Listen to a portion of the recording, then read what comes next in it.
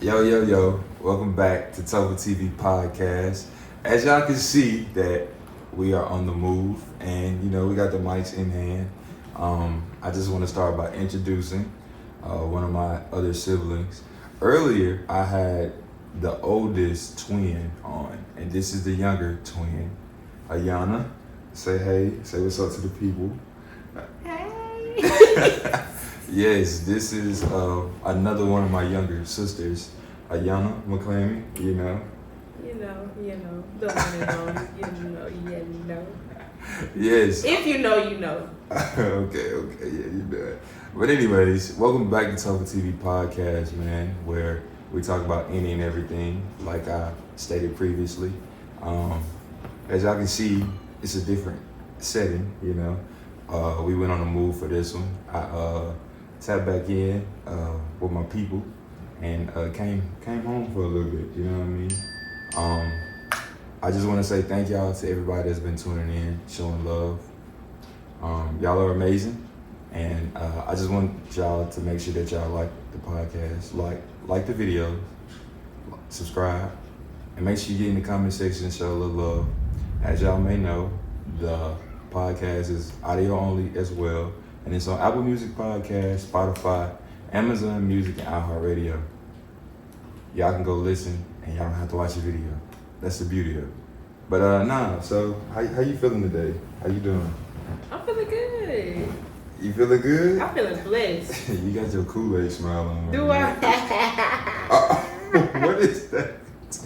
I always got a Kool-Aid smile. I don't know why. Look, there's nothing wrong with smiling. But I guess we're just gonna jump right in the thick of it.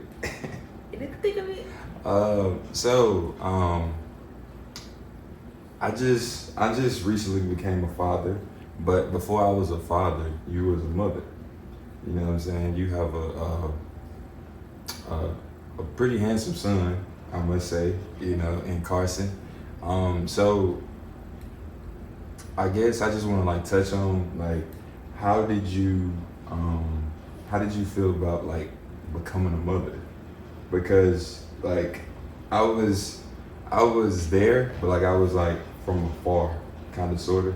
Mm-hmm. And me having Jirai, I understand everything that a woman had to go through in detail now. So how was it when you, I guess, had your son and became a mother? It was okay. It was a shock because I was one of them females that I was like, oh, I can't get pregnant. Well, I ain't gonna say I said I couldn't get pregnant. I didn't. I guess when you get pregnant, it hits you different versus seeing other people get pregnant. But I was shocked at first. I was very, very scared, nervous, but I knew it was a blessing at the end. It's gonna be a blessing at the end, and it's still a blessing. But it was a major life change because it definitely makes you have a different mindset about life. And kids are not like pets or like toys, and that's a whole human being that you're responsible for, and that came from me. So that's another part of it too. Yeah. It's so crazy how I don't know, I still to this day just have I look at Carson and I'm just like, I really had a child. Yeah. I really pushed that out. Yeah, it's like realizing it all over again, every day. Because I didn't birth Gerard, but I look at him and I say that all the time. I'm just like, yo, I really went half on a kid. Yes, and and kids are most of the time a split image of both of the parents, whether it's in looks, personality, character. It don't matter. But Carson looked like everybody. Everybody that was close to me during my pregnancy. Carson looked like now, but when he was first born, he looked more like his dad. But it's just I still look at him and I'm just like, this is my baby. I'm not babysitting somebody's child. This is my child that I had pushed out. I'm responsible for him, even at 18 and when he, you know what I'm saying, get older. So it's just like, it was life changing, I ain't gonna lie. It was a major adjustment because you not only live for yourself, you have to live for another human being. You have to literally put them before yourself sometimes. And it's just like, but it's a blessing also too because it helps, it matures you faster than what you probably anticipated. 100%. And it grows you up in a lot of ways, like, and then it also makes you look at yourself like, if you didn't think you were strong before having a child, after having a child, you really just like, I'm very strong. Like I really did that because childbirth is not easy. Oh no, 100%. It's I mean, a lot of people may say, "Oh, my childbirth was smooth," and then I also had an all natural birth. I had no epidural, so I had an all natural birth. Yeah, kudos to you. And I want to say I want it done, but I don't know. But as of right now, I'm one and done because Carson is a lot. Like. That's like 5 babies in 1 baby. Like he do not sit down, he don't do nothing. Yeah. But I'm not mad because I'm grateful I had a healthy son. He's happy, very, very active. A lot of y'all may see him on like my social media. That little boy do not sit down or nothing. But that's my baby and I'm gonna stick beside him. Yeah, he turned for sure. But I guess this was just like an icebreaker for like this next question because like a lot of people have kids and oftentimes what end up happening is their whole life do a 360. Like from them hanging out, going out, you know, entertaining their friends and, you know, sometimes even like family. So what it's called is Otherhood because, you know, you have a kid, it's Parenthood. So how has your Otherhood changed and what have you done to like make sure that you keep your sanity and as far as like being a parent and a person? I ain't gonna lie, I wasn't ready for that question. You wasn't? Because it's kind of deep. But I'm gonna answer to the best of my ability. So yeah, let's mute that phone from the video record. Gotcha. Yeah. It was very, I don't know. Like, I'm still, even a year after, even though Carson is a year and a half, still trying to find my way back to myself. Like, whether it's going out with, you know what I'm saying, my sisters or just, like, taking a break for myself because, you know, after having a child, like, I wasn't just a partier, clubber, like going out, stuff like that. Like I went out and did kickback stuff, like you know, our sisters and stuff. But it just wasn't like you didn't see me in the club every weekend, drinking every weekend, and all that type of stuff. Like, but it's important for you to still have a life, even though it wasn't that. You know what I'm saying? Because you know, I feel like that's a part of your sanity as a person. Because you should be able to do things that you enjoy too, even though you have kids. Postpartum is not easy. Yeah. I didn't have it as bad as I hear a lot of other women have it, but I definitely had it because as a new mom and a first time mom, yes, I had help. I had help from Malik and, you know, my mama and my sisters and stuff, but at the end of the day, I was his mama and I wasn't the type to just be like, oh mama, I need help with this, or what do I do with this? Like I Googled a lot of stuff. I followed a lot of like birth pages to try to like, you know, kind of be up on stuff or know the signs if stuff happened to Carson and myself. But at the end of the day, certain stuff when it happened, like a lot of times all that knowledge go out the window. You just focused on this is going on, you panicking, you nervous. So, you know, I wanted to kind of learn on my own. And also in that process, I somewhat lost myself because, you know, it took me a while. Like, I just didn't want to go out. I didn't want to do nothing. Or I feel like I was going to be a bad mama if I went out or if I didn't have Carson. Mom guilt, definitely. Like, I was just like, I don't want to be away from my baby just to go out and have some drinks or just to go out and party or something like that. Like, I was literally around Carson 24/7. And I wholeheartedly understand that term. Don't lose yourself after having a baby because I definitely did. Like, you lost yourself? I definitely did. Oh, snap. Okay. And I'm still finding myself and like trying to find what I like outside of being a mother, because I know being a mother is not the only thing that defines me. It's right, not. 100%. But I want people to look at me and when they see Carson to say, she did that. Like, she's doing that. She's rocking motherhood. Like, you know, I don't think it's nothing wrong with mothers that go out and stuff like that, but I just feel like if your business handled at home and with your child, then why not take some time for yourself, go out, enjoy yourself, have even the few times I have went out, I'm texting my mama or Malik back to back, like, is Carson okay? What he doing? Send me pictures. Like, my mind is constantly on Carson. And it's not that I think he's in harm's way or nothing, but it's just like I'm so used to lugging a stroller, lugging a diaper bag, or having to get him out when I get car out. Seat, all that. So it's just like looking back to see if he okay. Like, it's just like it's like second nature to me. Really first nature now, cause like Yeah.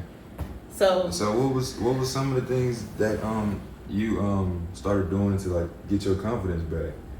Because I feel like it's important. I really do. Like, I'm telling you, like, I understand to a whole nother level now that like I got a son and like I was there firsthand. So like, what's some of the things you did to get your confidence back? I started small, like with small things, like just like words of affirmation or something. Words of affirmation, getting off social media, because social media definitely can taint your mind. Like, yeah, I think it tainted the whole world mind. Of a lot of things, and it's definitely not the place you want to be if you're going like through like something mental for real. But I took some breaks from social media. If it wasn't nothing, if it was something as simple as like me just going to the store just to get a small little break, kind of decompress for a little bit, just small stuff like that, or taking a walk, or taking a ride, or going out like for like a little night out. Like, if it wasn't nothing but like to the movies, or have a drink or two, or just something to kind of remind myself like who was in Yana, or like just get myself back to being me before motherhood, but also doing it in a way that's wholesome. Has like, have you seen like yourself change and like it annoyed you too, or okay, because like sometimes I see like women, they dress differently, I guess because they're a mom now and maybe they don't want to show some leg or something like that, you know what I mean? like I have a mom bod, but not like I didn't change like drastically, like I didn't blow up. But I still feel self-conscious about my body sometimes, but like I still rock a bathing suit, I probably still throw in a crop top, or something like that, something that I feel comfortable in. But I ain't gonna lie, at first I used to be like, oh, I gotta make sure everything covered because I'm a mom and I don't want nobody to be like, oh, she dressing like that, is she a mama? But if it's something I feel comfortable in, I'm gonna wear it. You know what I'm saying? If that makes sense. So you think other people's opinions matter when it comes to that? Or is it just like self-awareness or something? I don't know. Technically, other people's opinion don't matter. Right. But as humans, we tend to allow other people's opinions to like sway what you do? Right. Okay. Like, you always be like, I don't care what they say, I don't care what they do, but in the back of your head, you like, dang, if I wear that, such and such gonna be like, or such and such gonna say, or somebody gonna look at me and be like, if that makes sense. So, but it's really just a mind thing, honestly. Yeah. It's a mind thing. Motherhood, it's not hard, but it's not easy. But it does make a big difference if you have a huge support system, or you have a support system at all. Like, like, I look sometimes if something don't go my way, I'll be like, oh, they just get on my nerves and I can't da-da-da. But at the end of the day, I look, when I calm down and I really think about it, I'm just like, somebody, got pregnant and their parents disowned them. People, friends left them. Right. They got kicked out and they literally had to fend for themselves and figure out how to be a mama on their own. And then I feel like stuff like that creates generational, just like, that happened to you, so you pass it down to your kids, and your kids gonna pass it down to their kids. It's like a never-ending cycle. That's that generational curse. Yeah, I would never, and I'm grateful that didn't happen to me. Like, I'm grateful it didn't happen to me, because I don't know what I would have did. Because even though Carson almost 2, I'm still learning a lot of things about being a mother. Like, I don't think you never too old or too young to get knowledge or wisdom on how to be a mother. Oh, never. So, you know, I don't ever try to tell people, oh, you know, it's easy, or you just do this, because, you know, and then also when it comes to parents and their kids, like, everybody don't parent the same. You may not do something I do, I may not do something you do, because they may not work for you, or it may not work for me. Right. But, if you know, I can try to help you and explain to you, okay, I did it this way, so you can either try this way, or you can try another way, and, you know, go from there, but... Yeah. You know. Yeah, but I guess for me, I just want you to keep striving to like gain your confidence. You know what I'm saying? Because your confidence, and also, you know, keep your sanity in doing things that you like. Yeah, I know you're a mother of a boy, and that can be tough in itself as well. But also, you know, make sure you're doing all the necessary things to make sure that yourself is okay too.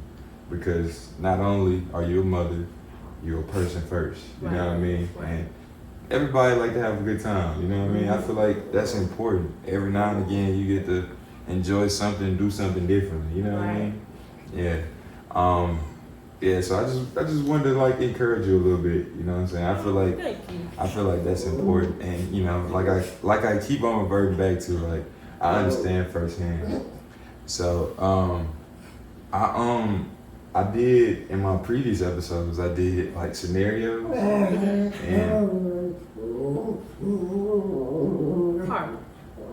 that's embarrassing. you were having a good time. Like, I was like, what is that? I got heard of it. I'm like, I hope you don't get louder and louder. You having a good dream. He playing with his toys. Oh my goodness. But like I was saying, like in my previous episode, we did scenarios, right? So I just wanted to implement that segment into my podcast. So I want to give you maybe a couple scenarios and see like how you would handle things, right? I guess let me see. Okay, we'll start light, right? So say for instance, you go out to eat, right? And the waiter or the waitress tried to come at you sideways. Like, how would you handle that? Cause what's your problem? Like, we here to come. Especially if you hungry. Everybody know when you hungry, you irritated, you annoyed, you aggravated, everything in the world go wrong. Yeah. So, especially if you ain't got your food first, I'm gonna just be like, what's your problem? Like, find somebody else to serve us. But I'm gonna try to behave, because when I get hungry, I get very, very irritated. Especially if my food not coming like that, like you gotta go get it or you gotta cook it or something like that. But I'm gonna just be like, bro, what's the problem? What's the real issue? Like, I feel like sometimes they don't be considerate. You know what I mean? Sometimes they be real like real inconsiderate, and that'll just piss me off in itself. And like you said, like especially if you hungry, oh man, I go to a whole other level. And I go to a whole other level at home. Man, I'm telling you what I'm gonna do. That's what I'm saying. And like I be trying to think like, okay, maybe they done had a long day, maybe they had a couple of rude customers and they just don't know how to, you know what I'm saying, channel it. They ready to go. It's probably an hour till they get out. But at the end of the day, you need my money, right? So you gonna do what you gonna serve the best to the best of your ability, especially if I'm tipping you after. Yeah. So it's just like, just be cool. I'm here to eat, you here to serve me. Especially like just chill. Take a chill pill, let's just relax. But I don't think I would do nothing crazy like cuss nobody out and nothing like that. Yeah. I'll just be like, I'm hungry, like I can't get past me. Hungry. All right, so I got another one for you. So you're at the mall, you're going shopping, right?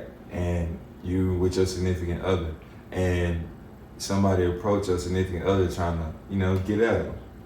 How would you handle that situation? See. How would you handle that scenario? I ain't gonna lie. That's the ultimate disrespect. Yeah. Because especially because most times, most couples in public gonna be holding hands. They gonna be touching some way, shape, or form. But so a lot of them don't, though. A lot of them don't. Yeah, and then also people are bold. Very, because see, I don't play. I don't play by mine. I'm just saying, like, I don't do that.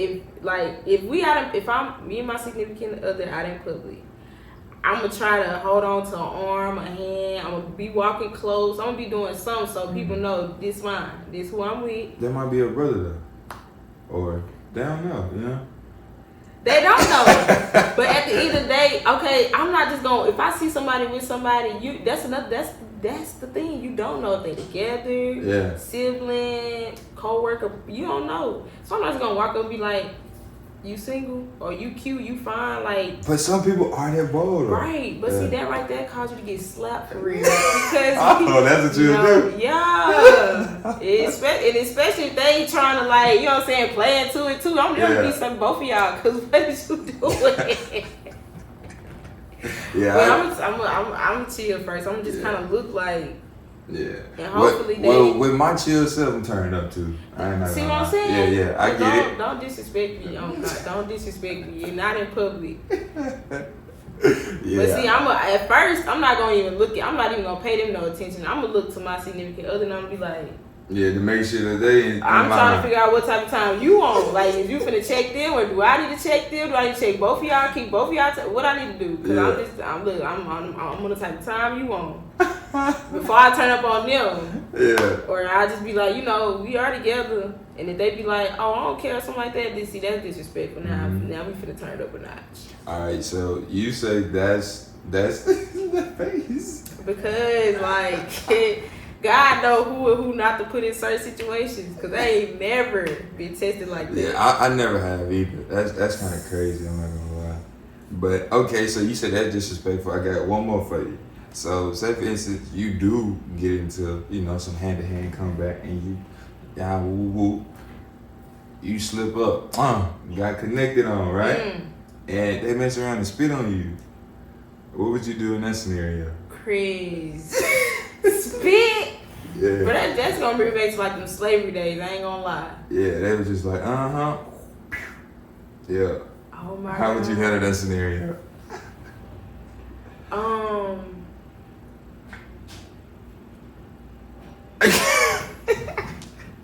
I'm trying to think of it. Hold on. Probably gonna be taking a picture in a mugshot. You going to jail? I'm going to jail. Cause ain't no way you just out there and spit on me. I feel like that's like top tier disrespect. Disrespect. Because they used to do that to us in the slavery days. Yeah. It don't even matter if you black, white, Caucasian, blue, purple, yellow. Don't spit on nobody. Yeah, I was gonna say, like, it don't even matter. That's crazy. And then that's nasty. Like, come on now, bro. That's I ain't gonna lie, that just pissed me out. So you gonna be taking a mugshot? Yeah. Word? Cause why is you spitting on me? Baby, I'm on the ground. I'm on the ground. You ain't have to spit on me now. Come on. They had to make sure they won. Please, man, listen. Don't spit on me, bro. Don't touch me. Yeah, I ain't gonna lie. What that Kanye song say? Guess who's going to jail tonight? That's gonna be.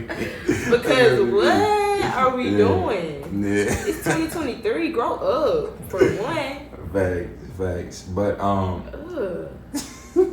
ain't gonna lie, I'm slick bad. Cause like you just got mad. I just got mad because ain't no way you just spit on me. Like, that's bodily fluid, and then that's unsanitary. Nah, that's really unsanitary. You don't know what folks do. You just don't know. Yeah, that's crazy. Skin might start burning and peeling.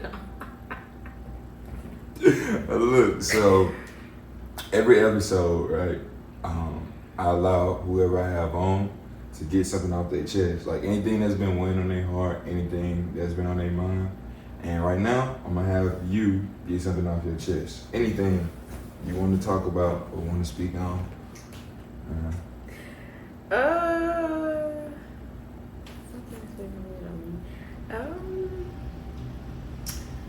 No. It gotta be something. Losing weight. Losing weight. What about it? Like, I really want to. Okay, so I don't think that I'm just a huge person, but I definitely feel like after Carson, I can't really say that because it's like I've been the same weight for like years, like since like 2018 really. Like in that 170 range, like I can't, it don't go up and it don't go down. Like after I had Carson, so I didn't go through postpartum. I went through it like a little bit. Or like, postpartum depression? Yeah. Okay. Well, I didn't really go through it right after him, but after I had him, like I didn't have an appetite for like months. Like I just, no matter how hard I tried to eat, I just couldn't eat, and I wasn't hungry, and I did lose some weight. But you know, once I did kind of get into the groove of the whole breastfeeding and waking up and just the whole routine of having him and stuff like that, I started back eating. But it's like 170, I can't get, and I want to work out, I really do.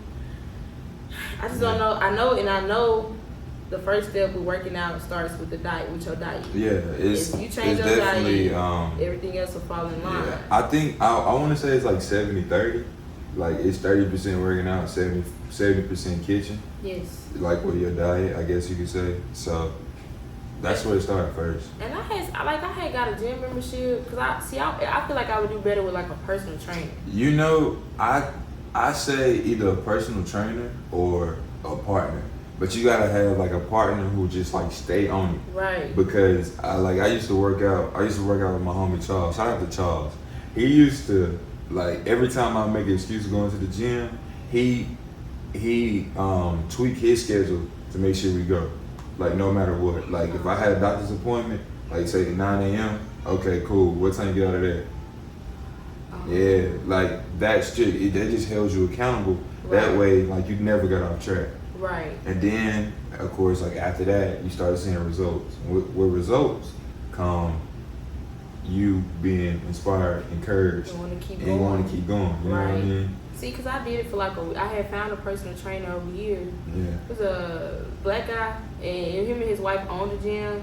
And I did it for like a week, but also with that, like, it's either I would have to work out either before work or after work because I go so early. Yeah. And then on top of that, if I do go before, what Carson gonna be? Yeah. And if I go after, what Carson gonna be? Like I know they won't have no problem. Nobody have a problem watching him, but it's just like, you know, everybody be wanting their little downtime, their chill time. So like, I wouldn't want to just be throwing Carson off on people that, you know. And I know working out it's not important, but it's not like a need or necessity. But it would be for me. But it's just all about me trying to prioritize and, you know, tweak it. If that's something that I really want to do, I'm gonna make a way. All right. I'm gonna make a way. Okay. But I do feel like I need a partner. Somebody that I know. You're gonna get it though. Yeah. The hardest thing is like being consistent, but you're gonna get it though. It's the consistency. Yeah, you're gonna get it. You're gonna get it. And the eating, because I like wings. Like, it's my favorite food. Yeah. I mean, but you don't have to go like as strict like first starting out. Because what I used to do, I used to have a cheat day.